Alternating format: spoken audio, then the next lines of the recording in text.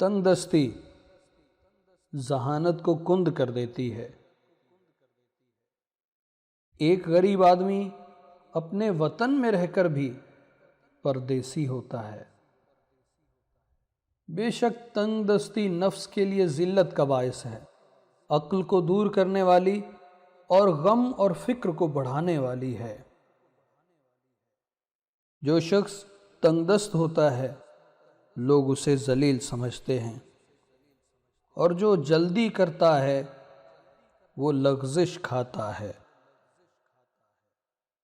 تنگ دستی جسے لوگ مایوب سمجھیں اس مالدار سے بہتر ہے جس سے انسان گناہوں اور خرابیوں میں مبتلا ہو کر ذلیل اور رسوا ہو۔ جب تنگ دست ہو جاؤ تو اللہ تعالیٰ کے ساتھ یہ تجارت کرو کہ جو کچھ پاس ہے وہ اس کی راہ میں لٹا دو۔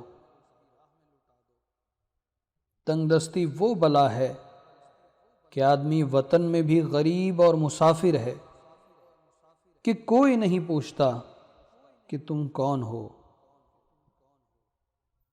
تنگ دست اپنے شہر میں بھی مسافر اور بخیل اپنے عزیزوں کے درمیان بھی ذلیل ہوتا ہے۔